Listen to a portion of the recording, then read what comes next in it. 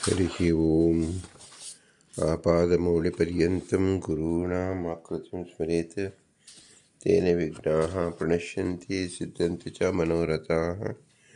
श्रीगुरुभ्यो नमः। परमगुरुभ्यो नमः। श्रीमदानन्दतीर्थभगवत्पादाचार्यगुरुभ्यो नमः।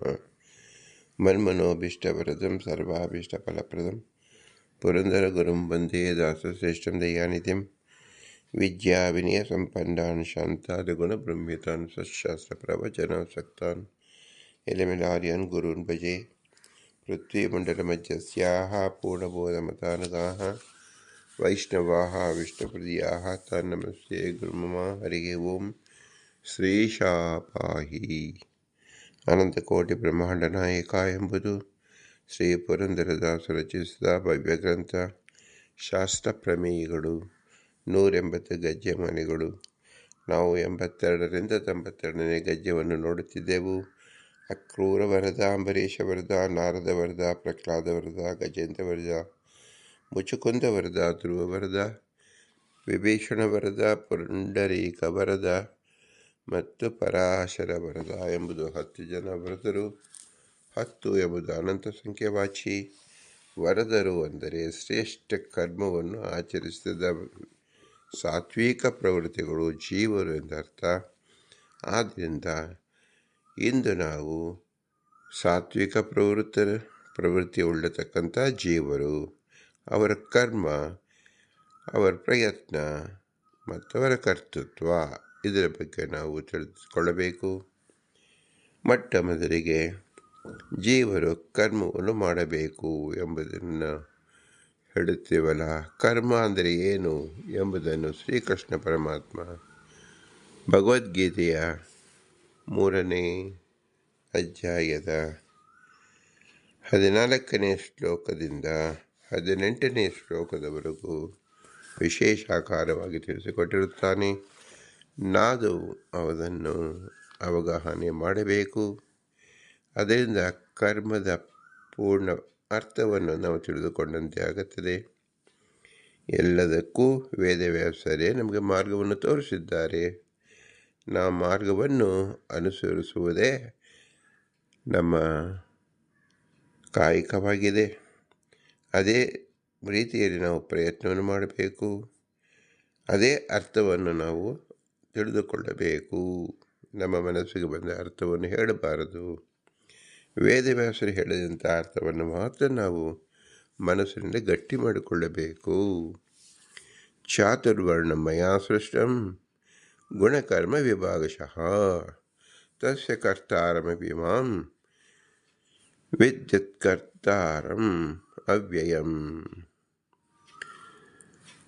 ಈ ಶಬ್ದದಲ್ಲಿ ಗುಣಕರ್ಮ ವಿಭಾಗಶಃ, ಕರ್ಮವನ್ನು ವಿಭಾಗ ಮಾಡಿದ್ದು ನಾನು ಎಂದು ವೇದವ್ಯಾಸ ದೇವರು ಸ್ಪಷ್ಟವಾಗಿ ತಿಳಿಸಿದ್ದಾರೆ.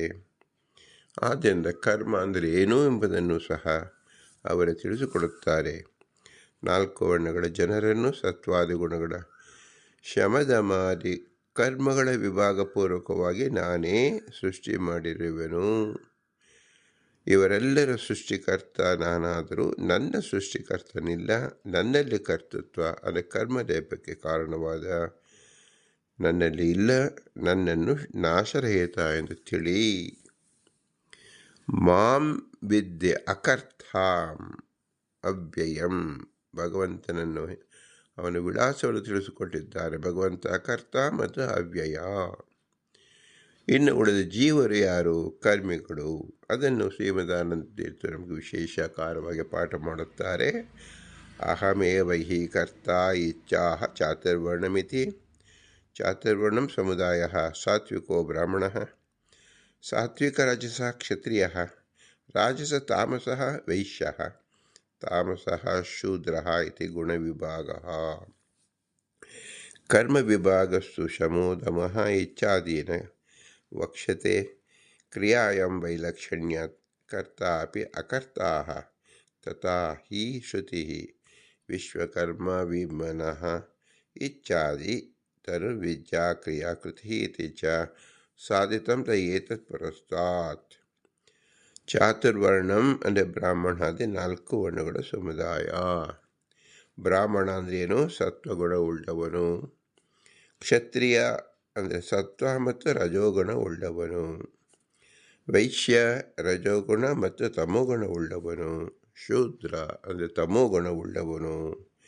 ಈ ರೀತಿಯಲ್ಲಿ ನಾವು ತಿಳಿದುಕೊಳ್ಳಬೇಕು. ಈ ಗುಣದಿಂದಲೇ ಆಯಾ ಜೀವರನ್ನು ನಾವು ತಿಳಿದುಕೊಳ್ಳಬೇಕು. ಶ್ರೀಹರಿಯು ಸಕಲ ಕಾರ್ಯವನ್ನು ಮಾಡುವನಾದರೂ ಆ ಕಾರ್ಯಗಳ ಫಲಗಳ ಬಗ್ಗೆ ಕಾತರತೆ ಭಗವಂತನಿಗೆ ಇರುವುದಿಲ್ಲ. ನಮಗಿದ್ದ ಹಾಗೆ ಭಗವಂತನಿಗೆ ಇರುವುದಿಲ್ಲ. ಏಕೆಂದರೆ ಅವನು ವೀರ ಅಂತ ಹೆಸರು. ವೀರ ಶೂರ ಎಂದು ವಿಷ್ಣು ತತ್ವವನ್ನು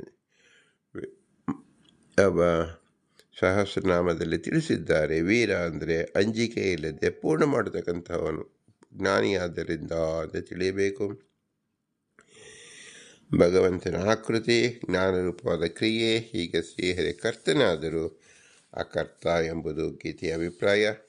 ಎಲ್ಲರಿಗೂ ಎಲ್ಲ ವರ್ಣದವರಿಗೂ ಭಗವಂತನೇ ಕರ್ತರು, ಸೃಷ್ಟಿ ಕಾರಣ, ಅವನೇ ತಂದೆ. ಇಂತಹ ತಂದೆಯನ್ನು ಬಿಟ್ಟು ದೇವತೆಗಳನ್ನು ಪ್ರಾರ್ಥಿಸುವುದರಿಂದ ಅಂಥವರಿಗೆ ಮೋಕ್ಷ ಫಲವಿಲ್ಲ. ಆದ್ದರಿಂದ ಇದು ಮುಖ್ಯವಾಗಿ ತಿಳಿಯಬೇಕು. ಯಾವ ಇತರ ದೇವತೆಗಳು ನಮ್ಮ ಬ್ರಹ್ಮಾದಿಗಳು ಯಾರೇ ಆದರೂ ಸಹ ಅಸ್ವತಂತ್ರ. ಆದ್ದರಿಂದ ನಾವು ಎಲ್ಲ ಕಡೆಯೂ ಭಗವಂತನನ್ನೇ ಆರಾಧಿಸಬೇಕು. ಇತರ ದೇವತೆಗಳ ಹೆಸರಿನಿಂದಲೂ ಪ್ರಖ್ಯಾತರಾದ ಭಗವಂತನನ್ನೇ ನಾವು ತಿಳಿಯಬೇಕು ಎಂಬುದೇ ಮೂಲ ಅಭಿಪ್ರಾಯ.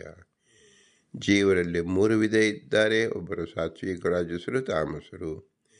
ಸಾತ್ವಿಕರು ಅಂದರೆ ದೇವತೆಗಳು, ಋಷಿಗಳು, ಗಂಧರ್ವರು ಇತ್ಯಾದಿ. ರಾಜಸರು ಅಂದರೆ ಮನುಷ್ಯೋತ್ತಮರು, ಮನುಷ್ಯ ಮಧ್ಯಮರು. ತಾಮಸರು ಅಂದರೆ ಅಸುರರು ಮತ್ತು ಮನುಷ್ಯಾಧಮರು. ರಾಜಸರಲ್ಲೇ ರಾಜಸ, ಸಾತ್ವಿಕ, ರಾಜಸ ತಾಮಸ ಎಂದು 3 ವಿಧ ಜೀವರಿದ್ದಾರೆ. ರಾಜಸ ಸಾತ್ವಿಕ ಅಂದರೆ ಈ ವಿಧ ಜೀವರಲ್ಲಿ ರಜೋಗುಣಕ್ಕಿಂತ ಅಧಿಕ ಸಾತ್ವಿಕ ಗುಣಗಳಿರುತ್ತದೆ, ಅಂದರೆ ಬ್ರಾಹ್ಮಣಾದಿಗಳಲ್ಲಿ ಎಂದರ್ಥ. ರಜೋಗುಣಕ್ಕಿಂತ ಸ್ವಲ್ಪ ಹೆಚ್ಚಿನ ಸಾತ್ವಿಕ ಗುಣ ಉಳ್ಳವರು ಕ್ಷತ್ರಿಯರು. ಸತ್ವ ರಜೋಗುಣಗಳು ಸಮವಾಗಿದ್ದವರು ವೈಶ್ಯರು. ರಜೋಗುಣಕ್ಕಿಂತ ಹೆಚ್ಚು ತಮೋಗುಣ, ತಮೋಗುಣಕ್ಕಿಂತ ಹೆಚ್ಚು ಸತ್ವಗುಣ ಶೂದ್ರರು. ಈ ವಿಧವಾದ ಗುಣಗಳ ಜೀವರು ಭಗವದ್ಭಕ್ತರು ಮತ್ತು ಮುಕ್ತಿಯೋಗ್ಯರು ಆಗಿದ್ದಾರೆ. ರಾಜಸ ತ್ರೈವಿಧ್ಯರು. ರಾಜಸ ತಾಮಸ ವಿಷ್ಣು ಜ್ಞಾನಹೀನರು. ಇವರು ವಿಷ್ಣುವಿನಲ್ಲಿ ದ್ವೇಷವನ್ನು ಮಾಡಲಾರರು, ಆದರೆ ಇವರು ನಿತ್ಯ ಸಂಸಾರಿಗಳು ಎಂದು ತಿಳಿಯಬೇಕು. ಸತ್ವಾದಿಕ ರಜೋ ತಮಸಾ ತಥಾ ವರ್ಣ ವಿಭಕ್ತಶ್ಚತ್ವಾರಃ ಸಾತ್ವಿಕ ಏವ ವೈಷ್ಣವ ಇತಿ ಕರ್ಮ ವಿಭಾಗಂ ಶಮಃ ಇತ್ಯಾದಿನ ವಕ್ಷ್ಯತಿ. ವೈಷ್ಣವಾಃ ಸಾತ್ವಿಕಾ ಏವ ತಾಮಸಾ ಏವ ಚಾಪರೆ ದೌರ್ಲಭ್ಯಾತ್ ಸುಲಭತ್ವೇನ ತೇಷಾಂ ವರ್ಣಾದಿ ಭಿನ್ನತಾ ಇತಿ ಚ. ಸ್ವಾಭಾವಿಕೋ ಬ್ರಾಹ್ಮಣಾದಿ ಶಮಾದೈರ್ಯೇವ ವಿದ್ಯತೆ. ಯೋನಿಭೇದಕೃತೋ ಭೇದಃ ಜ್ಞೇಯಃ ಔಪಾಧಿಕ ಸ್ವಯಂ ವಿಷ್ಣುಭಕ್ತಿಶ್ಚಾನುಗತಃ ಸರ್ವವರ್ಣೇಷು ವಿಶ್ವತಿಂ ಆರಭ್ಯ ಹೀಯತೆ ಅಥಾಪಿ ಭೇದ ಸ್ವಾಭಾವಿಕಸ್ತತಃ ಇತಿ ನಾರದೀಯೇ. ಕರ್ತಾಪಿ ಭಗವಾನ್ ವಿಷ್ಣು ಅಕರ್ತೇತಿ ಕಥ್ಯತೆ ತಸ್ಯ ಕರ್ತ ಯತೋ ನಾನ್ಯ ಸ್ವತಂತ್ರಾತ್ ಪರಾತ್ಮನ ಇತಿ. ಅಪಿ ಶಬ್ದೋ ಗುಣಸಮುಚ್ಚಾರ್ಥಃ ಕರ್ತಾ ಮೇ ನಾಸ್ತಿ ಇತ್ಯಪಿ ವಿದ್ಧಿ ಇತಿ. ಸ್ಮೃತಿ ಹೇಳ್ತಾ ಇದೆ, ವೈಷ್ಣವರೇ ಸಾತ್ವಿಕರು ಅಂದರೆ ವಿಷ್ಣು ಭಕ್ತಿಯು ಪ್ರಾಮಾಣಿಕರನ್ನು ರಾಜಸ ಸಾತ್ವಿಕರಲ್ಲಿ 4 ವಿಭಾಗವೇ ಹೊರತು ಬ್ರಾಹ್ಮಣಾದಿ ವರ್ಣಕ್ಕೆ ಅನುಸಾರಿಯಾಗಿಲ್ಲ ಎಂದು ಹೇಳುತ್ತದೆ. ಅದೇ ಸ್ಮೃತಿ ವಾಕ್ಯ. ವಿಷ್ಣು ಭಕ್ತಿಯಿದ್ದವರು ಸಾತ್ವಿಕರಾಗಿರುತ್ತಾರೆ, ಇತರರು ತಾಮಸರಾಗಿರುತ್ತಾರೆ. ಆದರೂ ಶೂದ್ರಾದಿಗಳಲ್ಲಿ ವಿಷ್ಣು ಭಕ್ತಿ ಇದ್ದವರು ದುರ್ಲಭ. ಇದನ್ನು ನಾವು ಚೆನ್ನಾಗಿ ತಿಳಿಯಬೇಕು. ಬ್ರಾಹ್ಮಣರಲ್ಲಿ ವಿಷ್ಣು ಭಕ್ತಿ ಇದ್ದವರು ಹೆಚ್ಚು. ಈ ಕಾರಣದಿಂದ ಬ್ರಾಹ್ಮಣರು ಸಾತ್ವಿಕರು, ಶೂದ್ರರು ತಾಮಸರು ಎಂದು ವರ್ಣಗಳನ್ನು ನಿರ್ದೇಶಿಸಿ ಭೇದವನ್ನು ಹೇಳಲಾಗಿದೆ ಎಂದು ಹೇಳುತ್ತದೆ. ಶಮಾದಿಗಳ ಪ್ರಮಾಣಗಳಿಂದ ಸ್ವಾಭಾವಿಕವಾದ ಬ್ರಾಹ್ಮಣಾದಿ ಭೇದ ನಿರ್ಣಯಿಸಲ್ಪಡುತ್ತದೆ. ಶಮದಮಾದಿಗಳ ಪ್ರಮಾಣಗಳಿಂದ ಸ್ವಾಭಾವಿಕವಾದ ಬ್ರಾಹ್ಮಣಾದಿ ಭೇದ ನಿರ್ಣಯಿಸಲ್ಪಟ್ಟಿದೆ. ವಿಷ್ಣು ಭಕ್ತಿ ರೂಪವಾದ ಶಮವು ಎಲ್ಲ ವರ್ಣವನ್ನಲ್ಲಿಯೂ ಇರುತ್ತದೆ. ಆದರೂ ಬ್ರಾಹ್ಮಣರಲ್ಲಿ ಹೆಚ್ಚಿದ್ದು ಕ್ಷತ್ರಿಯಾದಿಗಳಲ್ಲಿ ಕಡಿಮೆಯಾಗಿರುತ್ತೆ ಅಂತ ತಿಳಿಯಬೇಕು. ಇದನ್ನು ನಾರದ ಪುರಾಣದಲ್ಲಿ ತಿಳಿಸಿಕೊಟ್ಟಿದ್ದಾರೆ ಶ್ರೀ ವೇದವ್ಯಾಸ ದೇವರು. ವಿಷ್ಣು ಭಕ್ತಿಯು ಹೆಚ್ಚಾಗಿದ್ದವನು ಬ್ರಾಹ್ಮಣ, ವಿಷ್ಣು ಭಕ್ತಿಯು ಕಡಿಮೆಯಾಗಿದ್ದವರು ಕ್ಷತ್ರಿಯಾದಿಗಳು. ಇವು ಸ್ವಾಭಾವಿಕ ವರ್ಣಭೇದವು ಎಂದು ತಿಳಿಸುತ್ತದೆ. ವಿಷ್ಣು ಭಕ್ತಿ ಶಮದಮಾದಿಗಳು ಹೆಚ್ಚಿದ್ದರೂ ಸಾತ್ವಿಕರು ವೈಷ್ಣವರಾಗಿದ್ದು ಸ್ವಾಭಾವಿಕ ಬ್ರಾಹ್ಮಣರು. ಇವು ಕಡಿಮೆಯಾಗುತ್ತಾ ವಿಷ್ಣು ಭಕ್ತಿ ಶಮಾದಿಗಳು ಹೋದಂತೆ ಸ್ವಾಭಾವಿಕ ಕ್ಷತ್ರಿಯರು, ಸ್ವಾಭಾವಿಕ ವೈಶ್ಯರು, ಸ್ವಾಭಾವಿಕ ಶೂದ್ರರು ಎನಿಸುವರು. ಶ್ರೀಹರಿ ಎಲ್ಲರಿಗೂ ತಂದೆಯು. ತಂದೆಯ ಸೇವೆ ಮಕ್ಕಳಿಗೆ ಅವಶ್ಯ ಮತ್ತು ಅದು ಕರ್ತವ್ಯ. ಈ ಸೇವೆ ಮಾಡಿದ ಮಕ್ಕಳಿಗೆ ತಂದೆಯಾದ ಭಗವಂತ ಫಲವನ್ನು ಕೊಡುವುದಿಲ್ಲ. ಸತ್ವ, ರಜ, ತಮ ಗುಣಗಳು ಹಾಗೂ ಶಮ, ದಮ ಮೊದಲಾದ ಕರ್ಮಗಳ ವಿಭಾಗ ವಿಪೂರ್ವಕವಾಗಿ ಗುಣಕರ್ಮ ವಿಭಾಗತಃ 4 ವರ್ಣಗಳ ಗುಂಪು ಚಾತುರ್ವರ್ಣಂ ಎಂದಾಗಿದೆ. ಇಲ್ಲಿ ಹೇಳಿರುವ ವರ್ಣ ವಿಭಾಗ ರಾಜಸ ಸಾತ್ವಿಕರಿಗೆ ಸಂಬಂಧಿಸಿದ್ದಾಗಿದೆ. ಬ್ರಾಹ್ಮಣಾದಿ ವರ್ಣದವರು ಆಚರಿಸಬೇಕಾದ ಕರ್ತವ್ಯ ಕರ್ಮಗಳ ವಿವರಣೆಯನ್ನು ಶ್ರೀಕೃಷ್ಣನು 18ನೇ ಅಧ್ಯಾಯದಲ್ಲಿ ಶಮೋದಮಃ ಮುಂತಾದ 3 ಶ್ಲೋಕದಿಂದ ಹೇಳುವರು. ನ ಮಾಂ ಕರ್ಮಣಿ ಲಿಪ್ಯಂತೆ ನ ಮೇ ಕರ್ಮಫಲೆ ಸ್ಪೃಹಃ ಇತಿ ಮಾಂ ಯೋ ಅಭಿಜಾನಾತಿ ಕರ್ಮಭಿಃ ನ ಸ ಭಜ್ಯತೆ. ನನಗೆ ಕರ್ಮಲೇಪವಿಲ್ಲ, ಕರ್ಮಫಲದಲ್ಲಿ ಆಸೆಯೂ ಇಲ್ಲವೆಂದು ಯಾರು ತಿಳಿಯುತ್ತಾನೋ ಅಂತಹವನಿಗೂ ಕರ್ಮಗಳು ಅಂಟಿಕೊಳ್ಳುವುದಿಲ್ಲವೆಂದ ಮೇಲೆ ನನಗೆ ಅಂಟಿಕೊಳ್ಳುವುದಿಲ್ಲವೆಂದು ಹೇಳಬೇಕೇನು. ಅಂದರೆ ಭಗವಂತ ಕರ್ತ ಅಂತ ತಿಳಿದಾಗ ಜೀವರು ಸಹ ಕರ್ಮದಿಂದ ವಿಮುಕ್ತರಾಗುತ್ತಾರೆ ಅಂತ ತಿಳಿಯಬೇಕು. ಏಕೆಂದರೆ ಯಾರು ಹೇಗೆ ಉಪಾಸನೆ ಮಾಡುತ್ತಾರೋ ಅವರು ಅದನ್ನು ಪಡೆಯುತ್ತಾರೆ ಎಂದರ್ಥ. ಅತಏವ ನ ಮಾಂ ಕರ್ಮಣಿ ಲಿಪ್ಯಂತಿ ಇತಶ್ಚನ ಲಿಪ್ಯಂತಿ ಇಚ್ಛಾಃ ನ ಮೇ ಕರ್ಮಫಲೆ ಸ್ಪೃಹ. ಇಚ್ಛಾ ಮಾತ್ರಂ ತು ಅಸ್ತಿ ನ ತು ತತ್ರ ಅಭಿನಿವೇಶಃ ತಚ್ಚೋಕ್ತಂ ಆಕಾಂಕ್ಷನ್ನಪಿ ದೇವೋ ಅಸೌ ನ ಇಚ್ಛತೆ ಲೋಕವತ್ಪರಃ ನ ಹಿ ಅಗ್ರಾಹಸ್ತಸ್ಯ ವಿಷ್ಣೋಃ ಜ್ಞಾನಂ ಕಾಮೋ ಹಿ ತಸ್ಯ ತು ಇತಿ ನ ಚ ಕೇಚಿದ್ ಮುಕ್ತಃ ಭವಂತಿ ಇತಿ ಕ್ರಮೇಣ ಸರ್ವಮುಕ್ತಿಃ ತಥಾ ಹಿ ಶ್ರುತಿಃ ಜ್ಞಾತ್ವಾ ತ್ವಾಮೇವ ಮನಸಾ ಹೃದಾ ಛ ಭೂಯೋ ನ ಮೃತ್ಯುಮುಪಯಾತಿ ವಿದ್ವಾನ್ ಇತಿ ಕಥಂ ವಾ ಇಚ್ಛಾನಂತವದಿತಿ ಹೋವಾಚ ಇತಿ. ಭಗವಂತನಿಗೆ ತನ್ನ ಕ್ರಿಯೆಯಿಂದ ಜೀವಾತ್ಮರಿಗೆ ಫಲ ಸಿಗಲಿ ಎಂಬ ಇಚ್ಛೆ ಇದೆ. ಆದರೆ ತೀವ್ರ ಅಭಿಲಾಷೆ ಫಲ ಸಿಗುವವರೆಗೂ ಮನಸ್ಸು ಚಡಪಡಿಸಿದಂತೆ ಅವನಿಗಿಲ್ಲ. ಅಂದರೆ ಅವನು ಮಧ್ಯದಲ್ಲೇ ಬಿಟ್ಟುಬಿಡುತ್ತಾನೆ ಅಂತ ಹೇಳ್ತಾ, ಆದರೆ ಮನಸ್ಸನ್ನು ಗಟ್ಟಿ ಮಾಡಿಕೊಂಡು ಭಗವಂತನಿಗೆ ಆರಾಧನೆ ಮಾಡಬೇಕು ಎಂಬುದು ವಿಧಿ. ಪುರಾಣ ವಾಕ್ಯ ಪರಮಾತ್ಮನಿಗೆ ಕ್ರಿಯೆ ಫಲದಲ್ಲಿ ಇಚ್ಛೆ ಮಾಡಿದರು ಲೋಕದ ಜನರಂತೆ ಇಚ್ಛಿಸುವುದಿಲ್ಲ. ಅವನಿಗೆ ಕಾತರತೆ ಇಲ್ಲ. ಅವನ ಜ್ಞಾನವು ಹೇಗೆ ಭ್ರಾಂತಿಯಾಗುವುದಿಲ್ಲವೋ ಅದರಂತೆ ಅವನ ಇಚ್ಛೆಯೂ ಕಾತರತೆ ರೂಪ ತಾಳುವುದಿಲ್ಲ ಎಂದು ಹೇಳುತ್ತದೆ.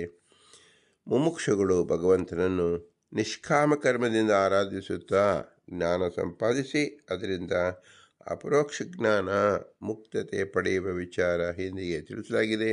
ಹೀಗೆ ಎಲ್ಲರೂ ಮುಕ್ತರಾಗಿ ಸಂಸಾರವೇ ಇಲ್ಲದಾಗ ಬೇಕಾಗುವುದು ಅಂದರೆ ಇಲ್ಲೇ ಅನಂತ ಜೀವರಿದ್ದಾರೆ.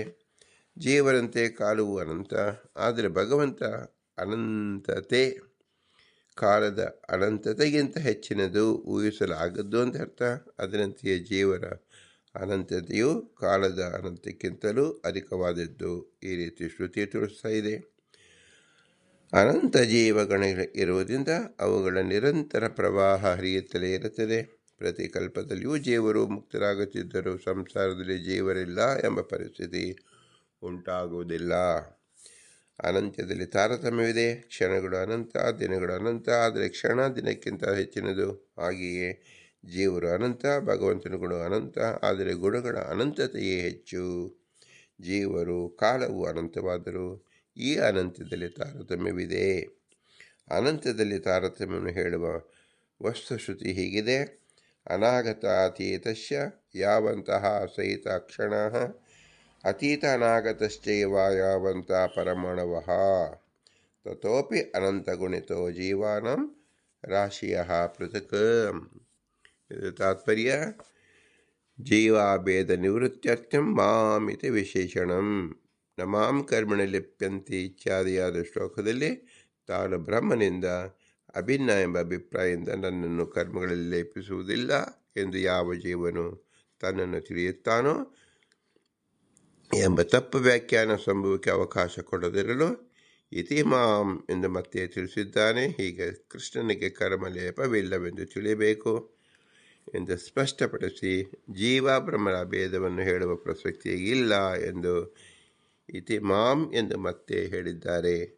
ಜೀವನು ತನ್ನನ್ನು ಉದ್ದೇಶಿಸಿಕೊಂಡು ನಾನು ಬ್ರಹ್ಮನಾದ್ದರಿಂದ ನನ್ನನ್ನು ಕರ್ಮಗಳು ಲೇಪಿಸುವುದಿಲ್ಲವೆಂದು ಮುಂತಾಗಿ ತಿಳಿಯಬಹುದು. ಜೀವ ಬ್ರಹ್ಮ ಭೇದ ಚಿಂತನೆಯನ್ನು ದೂರ ಮಾಡಲು ಮಾಂ ನನ್ನನ್ನು ಯಾರು ತಿಳಿಯುತ್ತಾನೋ ಅಭಿಜಾನಾತಿ ಎಂಬ ಅರ್ಥವೇ ಹೊರತು ತನ್ನನ್ನೇ ಎಂದಲ್ಲ. ಏವಂ ಜ್ಞಾತ್ವ ಕೃತಂ ಕರ್ಮ ಪೂರ್ವೈರಪಿ ಮುಮುಕ್ಷುಭಿಃ ಕುರು ಕರ್ಮ ಇವ ತಸ್ಮಾತ್ ತ್ವಂ ಪೂರ್ವತರಂ ಕೃತಂ. ಪೂರ್ವಿಕರು ಮೋಕ್ಷದಲ್ಲಿ ಆನಂದ ವೃದ್ಧಿಯನ್ನು ಬಯಸುತ್ತಾ ನನ್ನನ್ನು ಹೀಗೆ ತಿಳಿದಿದ್ದರು. ಏವಂ ಜ್ಞಾತ್ವ ಕರ್ಮ ಮಾಡಿದ್ದಾರೆ.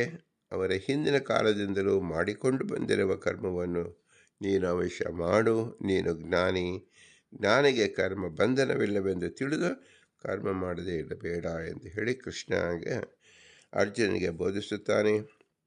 ಇದನ್ನು ವಿಶೇಷಾಕಾರವಾಗಿ ಭಾಷ್ಯ ರೂಪದಲ್ಲಿ ಶ್ರೀಮದಾನಂದ ತೀರ್ಥರು ತಿಳಿಸುತ್ತಾರೆ. ಏವಂ ಜ್ಞಾತ್ವಾಪಿ ಕರ್ಮ ಅಕರಣೇ ಆಚಾರಃ ಅಪಿ ಅಸ್ತಿ ಇಚ್ಛಾಃ ಏವಮಿತಿ ಪೂರ್ವತರಂ ಕರ್ಮ ಪೂರ್ವಭಾವೀ ಇತ್ಯರ್ಥಃ. ಭಗವಂತನು ತಿಳಿದರೂ ಕರ್ಮವನ್ನು ಆಚರಿಸುತ್ತಿದ್ದ ಶಿಷ್ಟ ಸಂಪ್ರದಾಯವೂ ಇದೆ. ಜನಕಾದಿಗಳು ವ್ಯವಸ್ವಾನ್ ಮೊದಲಾದ ಜ್ಞಾನಿಗಳು ಆದರೂ ಅವರು ವಿಹಿತ ಕರ್ಮ ಅನುಷ್ಠಾನಗಳಾಗಿದ್ದರು ಎಂದು ತಿಳಿದಿದೆ. ಈ ಶಿಷ್ಟಾಚಾರ ಪ್ರಮಾಣವಾಗಿದೆ. ಕಿಂ ಕರ್ಮ ಕರ್ಮ ಇತಿ ಕವಿಯೋಪಿ ಅತ್ರ ಮೋಹಿತಃ ತತ್ತೇ ಕರ್ಮ ಪ್ರವಕ್ಷ್ಯಾಮಿ ಯಜ್ಞಾತ್ವ ಮೋಕ್ಷಸೇ ಶುಭಾಂ.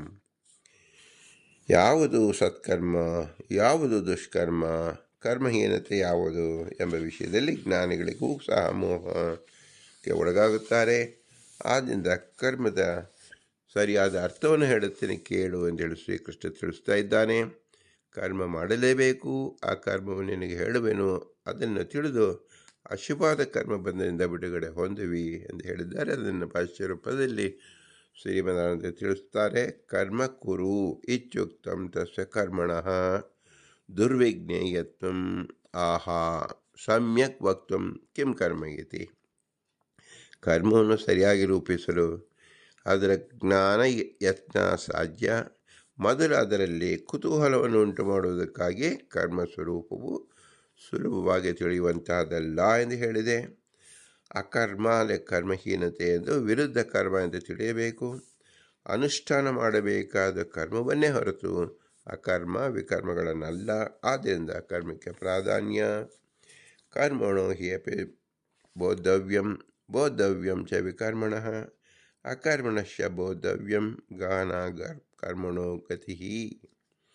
ಸತ್ಕರ್ಮಕ್ಕಿಂತ ದುಷ್ಕರ್ಮ ಮತ್ತು ಕರ್ಮಹೀನತೆಯನ್ನು ಬೇರೆಯಾಗಿ ತಿಳಿಯಬೇಕು. ದುಷ್ಕರ್ಮಕ್ಕಿಂತ ಸತ್ಕರ್ಮ ಮತ್ತು ಕರ್ಮಹೀನತೆಯನ್ನು ಬೇರೆಯಾಗಿ ತಿಳಿಯಬೇಕು. ಕರ್ಮಹೀನತೆಗಿಂತ ಸತ್ಕರ್ಮ ಮತ್ತು ದುಷ್ಕರ್ಮಗಳನ್ನು ಬೇರೆಯಾಗಿ ತಿಳಿಯಬೇಕು. ಕರ್ಮದ ಪರಿಜ್ಞಾನ ಕಷ್ಟ ಶ್ರಮದಿಂದ ತಿಳಿಯಬೇಕು. ಶಾಪಾದ ಪ್ರಬಲ ಕಾರಣದಿಂದ ದುರ್ಜ್ಞೇಯವಾಗಿಲ್ಲ. ಅದು ಅದರ ಸ್ವಭಾವ. ಏನು ಹೀಗೆ ಬಹಳ ಕರಗಟ್ಟಾಗಿ ಕರ್ಮ ಅಂತ ಹೇಳಿದರೆ ಹೇಗೆ ಅಂತ ಹೇಳಿದರೆ ಅದಕ್ಕೆ ಶ್ರೀಮದಾನಂದ ವಿಶದವಾಗಿ ಬಿಚ್ಚಿ ತೋರಿಸ್ತಾ ಇದ್ದಾರೆ ಅರ್ಥವನ್ನು. ನ ಕೇವಲಂ ಜ್ಞಾತ್ವೋ ಮೋಕ್ಷಸೇ ಜ್ಞಾತ್ವೈವ ಇತ್ಯಾಶಯ ಕರ್ಮಣ ಇತಿ ತಚ್ಚೋಕ್ತಂ ಅಜ್ಞಾತ್ವಾ ಭಗವಾನ್ ಕಸ್ಯ ಕರ್ಮಮ ಕರ್ಮ ವಿಕರ್ಮಕಂ ದರ್ಶನಂ ಯಾತಿ ಹಿ ಮುನೇಃ ಕುತೋ ಮುಕ್ತಿಶ್ಚ ತದ್ವಿನಾ ಇತಿ ಅಕರ್ಮ ಕರ್ಮಕರಣಂ. ಕರ್ಮ ಕರ್ಮಣ್ಯಾತ್ ವಿಷಮ ನಿಷಿದ್ಧಂ ಬಂಧಕತ್ವಾತ್ ತಥವಾ ವಿವಿಚ್ಯ ಕರ್ಮಾದಿ ಬೋದ್ಧವ್ಯಂ ಇತ್ಯಾದಿ ನತ ಶಾಪಾದೇನ ಕವಿಯೋಪಿ ಅತ್ರ ಮೋಹಿತಃ ಅಶಕ್ಯಂ ಚ ಏತತ್ ಜ್ಞಾತುಮಿಚ್ಛಾಹ ಗಹನ ಇತಿ. ಶಾಸ್ತ್ರ ಮುನಿಯನ್ನು ಉದ್ದೇಶಿಸಿ ಹೇಳ್ತಾ ಇದೆ, ಕರ್ಮ ಅಕರ್ಮ ವಿಕರ್ಮ ತಿಳಿದಿದ್ದರೆ ಭಗವಂತ ಯಾರಿಗೆ ತಾನೇ ಪ್ರತ್ಯಕ್ಷನಾದಾನು, ಮುಕ್ತಿಯಾದರೆ ಹೇಗಾದೀತು ಅಂತ ಹೀಗೆ ಹೇಳಿದ್ದಾರೆ. ಅಕರ್ಮ ಅಂದರೆ ಕರ್ಮವನ್ನು ಮಾಡದಿರುವುದು, ವಿಕರ್ಮ ಅಂದರೆ ಕರ್ಮ ಅಕರ್ಮಕ್ಕಿಂತ ಬೇರೆಯಾದುದು, ನಿಷಿದ್ಧ ಕರ್ಮಗಳು ಮತ್ತು ಕಾಮ್ಯ ಕರ್ಮಗಳು ಸಂಸಾರ ಬಂಧನಕ್ಕೆ ಕಾರಣ. ಆದ್ದರಿಂದ ಅದಕ್ಕೆ ಅಕರ್ಮ ಮತ್ತು ವಿಕರ್ಮ ಅಂತ ಹೆಸರು. ಕರ್ಮದ ವಿಷಯದಲ್ಲಿ ಜ್ಞಾನಿಗಳಿರುವ ಮೋಹಕ್ಕೆ ಪಾಪಾದಿಗಳು ನಿಮಿತ್ತವಲ್ಲ. ಕಾರಣ ಕರ್ಮದ ಸ್ವರೂಪ ಸ್ವಾಭಾವಿಕವಾಗಿಯೇ ಗಹನವಾದುದು. ಗಹನ ಕರ್ಮಣೋ ಗತಿ. ಗೌತಮ ಋಷಿ ಶಾಪದಿಂದ ವಿಪರ್ಯ ಜ್ಞಾನ ಆವರಿಸಿದಂತೆ ಕರ್ಮದಿಂದ ಮೋಹ ಶಾಪದಿಂದಲ್ಲ. ಕರ್ಮಾಪಿ ನ ಮತ್ತಃ ಇತಿ ಬೋದ್ಧವ್ಯಂ ಇತ್ಯಾದಿ. ಈ ಶ್ಲೋಕದ ಅರ್ಥ, ಕರ್ಮವಾಗಲಿ ವಿಕರ್ಮವಾಗಲಿ ಭಗವಂತನಿಂದಲೇ ಆಗುತ್ತದೆ ಎಂದು ತಿಳಿಸಲು ಹೊರಟಿದೆ. ನನ್ನಿಂದಲೇ ಬಹುರೂಪಿಯಾದ ಪರಮಾತ್ಮನಿಂದಲೇ ಸತ್ಕರ್ಮ, ದುಷ್ಕರ್ಮ ಮತ್ತು ಕರ್ಮಹೀನತೆ ಮೂರೂ ಉಂಟಾಗುತ್ತದೆ. ಆದ್ದರಿಂದ ಇವೆಲ್ಲ ಭಗವಂತನ ಅಧೀನವೇ. ಕರ್ಮಣಿ ಅಕರ್ಮಃ ಯಃ ಪಶ್ಯೇತ್ ಅಕರ್ಮಣಿ ಚ ಕರ್ಮಯಃ ಸ ಬುದ್ಧಿಮಾನ್ ಅನುಷ್ಠೇಷು ಸ ಯುಕ್ತ ಕೃಷ್ಣ ಕರ್ಮಕೃತು ಎಂಬುದು 18ನೇ ಶ್ಲೋಕದಲ್ಲಿ ಕೃಷ್ಣ ಅತ್ಯಂತ ಪರಿಪೂರ್ಣವಾದ ಅರ್ಥವನ್ನು ತಿಳಿಸ್ಕೊಡ್ತಾ ಇದ್ದಾನೆ. ಮನುಷ್ಯರಲ್ಲಿ ಜ್ಞಾನಿಯಾದವನು ಹೀಗೆ ತಿಳಿಯುತ್ತಾನೆ, ನಾನು ಸ್ವತಂತ್ರ ಕರ್ಮವನ್ನು ಮಾಡುತ್ತಿಲ್ಲ. ಹಾಗೂ ಸ್ವಪ್ನ ಸುಷುಪ್ತಿ ಅವಸ್ಥೆಗಳಲ್ಲಿ ಜಾಗೃತಿ ಅವಸ್ಥೆ ಬಿಟ್ಟು ಮುಖ್ಯವಾಗಿ ನಾನು ಕರ್ಮವನ್ನು ಆಚರಿಸದೇ ಇರುವಾಗ ಭಗವಂತನೇ ಸ್ವಪ್ನ ಪದಾರ್ಥಗಳ ಹಾಗೂ ಪ್ರಪಂಚದ ಸೃಷ್ಟಾದ ಕರ್ಮವನ್ನು ಆಚರಿಸುತ್ತೇವೆ ಎಂಬ ದೃಢ ನಂಬಿಕೆ. ಇಂತಹ ಜ್ಞಾನಿಯೇ ಜ್ಞಾನ ಸಾಧನೆ ಹೊಂದಿರುವವನು ಎಂದರ್ಥ. ಸ್ವತಂತ್ರ ಕರ್ತನಾದ ಭಗವಂತನು ತನ್ನಿಂದ ಮಾಡಿಸುತ್ತಾನೆ ಎಂಬ ನಿಶ್ಚಲ ತಿಳುವಳಿಕೆಯಿಂದ ವರ್ಣಾಶ್ರಮ ಉಚಿತ ಕರ್ಮ ಮಾಡಿದ ಕರ್ಮ ಸತ್ಕರ್ಮವಾಗಿ ಅಂತಃಕರಣ ಶುದ್ಧಿಯಾಗಿ ಜ್ಞಾನ ಸಾಧನೆ ಆಗುತ್ತದೆ ಎಂದರ್ಥ. ಇದಕ್ಕೆ ಭಾಷ್ಯವನ್ನು ಬರೆದು ವಿಶೇಷ ಆಕಾರವಾಗಿ ಅರ್ಥವನ್ನು ತಿಳಿಸ್ತಾರೆ. ಕರ್ಮಾದಿ ಸ್ವರೂಪ ಮಹಾ ಕರ್ಮಣಿ ಇತಿ. ಕರ್ಮಣಿ ಕ್ರಿಯಾಮಾಣಿ ಸತಿಯ ಕರ್ಮ ಪಶ್ಯೇತ್ ವಿಷ್ಣೋರೇವ ಕರ್ಮ ನಾಹಂ ಇತಿ ಪ್ರತಿಬಿಂಬ ನಾಹಂ ಚಿತ್ ಪ್ರತಿಬಿಂಬ ಕಿಂಚಿತ್ ಕರೋಮಿ ಇತಿ.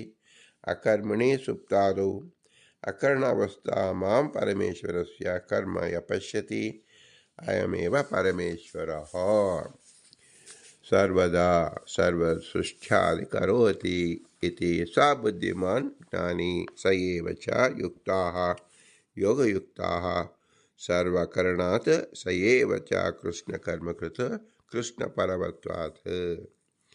ಉಚಿತವಾದ ವರ್ಣಾಶ್ರಮ ಕರ್ಮವನ್ನು ಮಾಡುತ್ತಿರುವಾಗ ಕರ್ಮಣಿ ಆ ಕರ್ಮ ತಾನು ಮಾಡುತ್ತಿಲ್ಲ ಎಂದು ತಿಳಿದವನು ಪರಮಾತ್ಮನೇ ಈ ಕಾರ್ಯವನ್ನು ಮಾಡುವವನು ಮಾಡಿಸುವವನು, ನಾನು ಅವನ ಅಧೀನ, ಆದ್ದರಿಂದ ಸ್ವತಂತ್ರವಾಗಿ ಏನನ್ನು ಮಾಡಲಾರೆ ಎಂಬ ಭಾವನೆ ಇರುವ ಜಾಗೃತ ಅವಸ್ಥೆಯಲ್ಲಿ ಹಾಗೂ ಕರ್ಮ ಮಾಡದಿರುವ ಅಕರ್ಮಣಿ ಸ್ವಪ್ನ ನಿದ್ರಾದ ಅವಸ್ಥೆಗಳಲ್ಲಿ ಪ್ರತಿನಿತ್ಯದ ಈ ಅವಸ್ಥೆಗಳಲ್ಲಿ ಹಗಲು ರಾತ್ರಿ ಭಗವಂತನೇ ಎಲ್ಲವನ್ನು ಮಾಡುತ್ತಾನೆ ಎಂದು ತಿಳಿದಿರುವನು ಜ್ಞಾನಿ, ಅಂದರೆ ಬುದ್ಧಿವಂತ. ಅಂಥವನೇ ಕ್ರಮೇಣ ಸಕಲ ಕರ್ಮಗಳ ಫಲವಾದ ಜ್ಞಾನವನ್ನು ಪಡೆದು ಮೋಕ್ಷವನ್ನು ಹೊಂದುತ್ತಾನೆ ಎಂದು ಶ್ರೀಕೃಷ್ಣ ಪರಮಾತ್ಮ ತಿಳಿಸಿದ್ದಾನೆ. ಕರ್ಮಣಿ ಜೀವೇ ಅಸ್ವತಂತ್ರಾದ ಅಕರ್ಮ ಕರ್ಮ ವಿಧಿ ಫಲಯೋ ಅಭಾವಾತ್ ಅಕರ್ಮಣಿ ವಿಷ್ಣು ಸ್ವಾತಂತ್ರ್ಯಾತ್ ಸರ್ವಕರ್ತೃತ್ವಂ ಕರೋಸ್ಮಿನ್ ಮೀಯತೆ ಇತಿ ಕರ್ಮ ಜೀವ ಉದಾಹೃತಃ ವಿಧಿಶಬ್ದೇನಾಮಿತತ್ವಾತ್ ಅಕರ್ಮ ಭಗವಾನ್ ಹರಿ ಇತಿ ನಾರದೀಯೇ. ಕರ ಇತಿ ಸಕಾರಾಂತಃ ದೃಷ್ಟವಾಚಿ ಕ್ರಿಯಾವಾಚಿ ವಾ ತದಧೀನತ್ವಾತ್ ಪ್ರಸಿದ್ಧಶ್ಚ ಜೀವೇ ಕರ್ಮಶಬ್ದ ಪಂಚರಾತ್ರೇ ಕೃಷ್ಣ ಫಲವತ್ವಾತ್ ಕೃಷ್ಣ ಕರ್ಮಕೃತ್.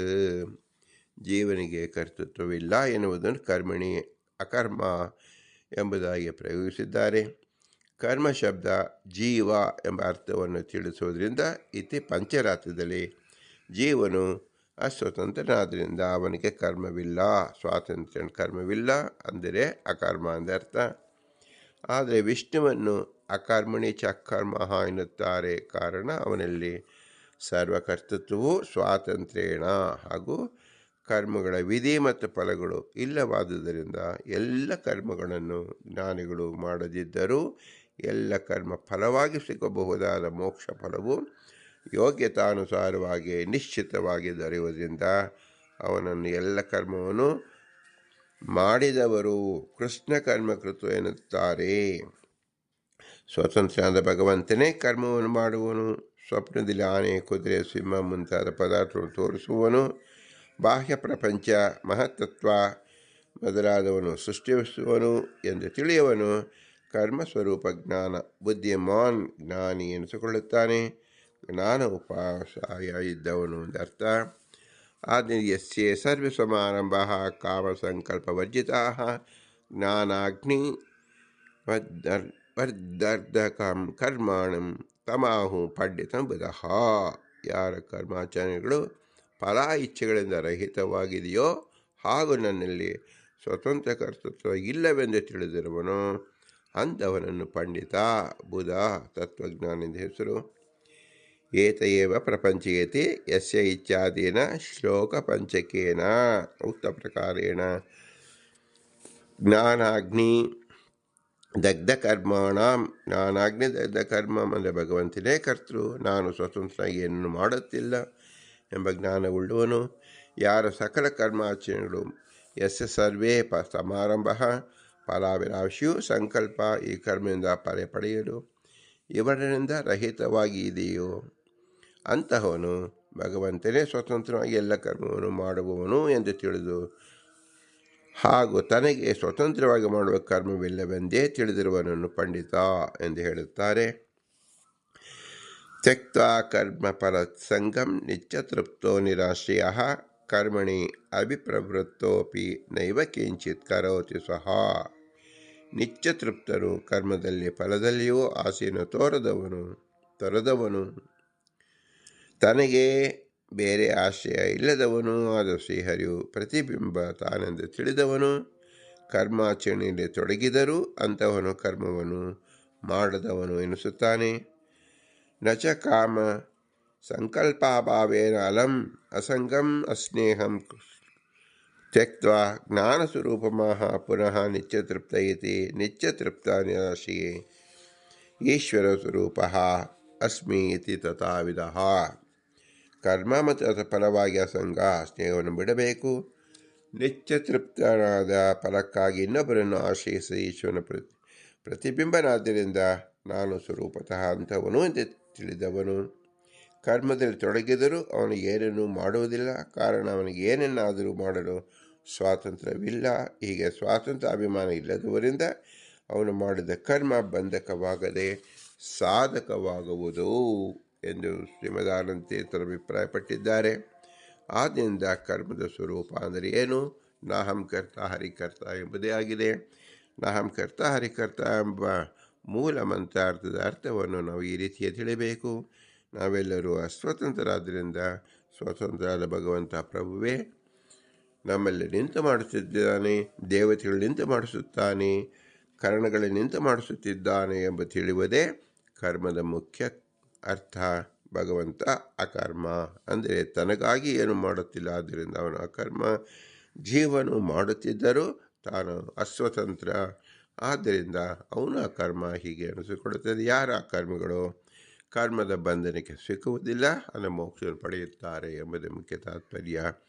ಇಂತಹ ಉತ್ತಮವಾದ ಜ್ಞಾನವನ್ನು ತಿಳಿಸಲು ಶ್ರೀ ಪುರಂದರದಾಸರು ವರದರು ಎಂದು ಹೇಳಿದ್ದಾರೆ. ವರದರೆಲ್ಲರೂ ಅಕರ್ಮಿಗಳು, ಎಲ್ಲರೂ ಭಗವಂತನೇ ಮಾಡುತ್ತಿದ್ದಾರೆ ಎಂಬ ನಿಶ್ಚಿತ ಜ್ಞಾನವನ್ನು ಪಡೆದುಕೊಂಡವರು ಅಂತ ಹೇಳಿ ಶ್ರೀ ಪುರಂದರದಾಸ 10 ಜನ ಬರದನ್ನು ತಿಳಿಸಿದ್ದಾರೆ. ಇಂತಹ ಯೋಗ್ಯವಾದ ಜ್ಞಾನವನ್ನು ಒದಗಿಸುವ ಪುರಂದರದಾಸರು ಅನಂತಾನಂತ ನಮಸ್ಕಾರವನ್ನು ಸಲ್ಲಿಸಿ ಅವರ ಅಂತರ್ಯಾಮಿ ಪುರಂದರನಿಗೆ ಭೂಯಿಷ್ಠ ಅಂತ ನಮ್ಮ ಉಕ್ತಿಮಿದೆಯಮ್ಮ ಅಂದೇ ಹೇಳಿ, ಇಂತಹ ಯೋಗ್ಯ ಜ್ಞಾನ ಬಂದಿದ್ದು ಕೇವಲ ಮನುಷ್ಯ ಜನ್ಮ ಮಾತ್ರ. ಇಂತಹ ಮನುಷ್ಯ ಜನ್ಮಕ್ಕೆ ಕಾರಣಕರ್ತರಾದ ತಂದೆ ತಾಯಿಗಳ ವಿಶೇಷವಾದ ಅನುಗ್ರಹವನ್ನು ಸ್ಮರಣೆ ಮಾಡಿ, ಅವರ ಇರುವಿಕೆಗೆ ನೆರವಾದ ಗುರು ಹಿರಿಯರ ಸ್ಮರಣೆ ಮಾಡಿ ಮತ್ತು ಇವರಲ್ಲಿ ತತ್ವಾಭಿಮಾನಿಗಳು ನಿಂತು ಈ ಕೃತ್ಯವನ್ನು ಮಾಡಿದ್ದರಿಂದ ನಾವು ಅಸ್ವತಂತ್ರರು ಎಂಬ ಜ್ಞಾನ ಮಟ್ಟಮಲ್ಲಿಗೆ ದೇವತೆಗಳನ್ನು ನಾವು ತಿಳಿಯಬೇಕು. ದೇವತೆಗಳು ಸ್ವತಃ ತಾವು ವಾಯುದೇವರಲ್ಲಿ ತಿಳಿದು ವಾಯುದೇವರು ಸಹ ಪೂರ್ಣ ಜ್ಞಾನಿಯಾಗಿ ನಿಷ್ಕಳಂಕರಾಗಿ, ಅಂದರೆ ಯಾವ ಅಜ್ಞಾನವೂ ಇಲ್ಲದೆ ಶುದ್ಧವಾಗಿ ಭಗವಂತನ ಮುಖ್ಯ ಪ್ರತಿಬಿಂಬನಾಗಿದ್ದಾರೆ. ಆದ್ದರಿಂದ ವಾಯುದೇವರೇ ಎಲ್ಲರಿಗೂ ಗುರುಗಳು. ಅಂತಹ ಗುರುಗಳು ನಮ್ಮಲ್ಲಿ ನಿಂತು ಕರ್ಮವನ್ನು ಮಾಡಿಸುತ್ತಿದ್ದಾರೆ ಎಂಬುದೇ ನಿಶ್ಚಿತ ಜ್ಞಾನ. ಇವರೆಲ್ಲರೂ ಅಸ್ವತಂತ್ರರು. ಸ್ವತಂತ್ರ ಭಗವಂತ ಲಕ್ಷ್ಮೀನಾರಾಯಣನೇ ನಮ್ಮ ಬಿಂಬನೇ ಈ ಕೆಲಸವನ್ನು ಮಾಡುತ್ತಿದ್ದಾನೆ ಎಂಬುದೇ ಬಿಂಬೋಪಾಸನೆ. ಆದ್ದರಿಂದ ಆ ಬಿಂಬನಿಗೆ ನಾವು ಪ್ರತಿಫಲವನ್ನು ಏನು ಕೊಡುವುದು ಅಂದರೆ ಭೂಯಿಷ್ಠ ಅಂತ ನಮ್ಮ ಮುಕ್ತಿವಿದೆಯಮ್ಮ ಎಂದು ಹೇಳಿ ಭಗವಂತನಂಬರವಾಗಿ ನಮಿಸುವುದೇ ಆಗಿದೆ. ಇದು ಸುಕರ್ಮ. ಅಕರ್ಮ ಎಂದೆನಿಸುತ್ತದೆ. ನಾನೇ ಮಾಡಿದೆ ಎಂದರೆ ಅದು ಬಂಧಕವಾದ ಕರ್ಮ ಆಗುತ್ತದೆ ಎಂಬುದೇ ಮೂಲಭೂತವಾಗಿ ನಾವು ತಿಳಿಯಬೇಕು. ಹರಿ ಓಂ. ಭಾರತೀಯ ಮುಖ್ಯ ಪ್ರಾಂತ ಶ್ರೀಕೃಷ್ಣಾರ್ಪಣಮಸ್ತು. ಹರಿ ಓಂ, ಹರಿ ಓಂ, ಹರಿ ಓಂ.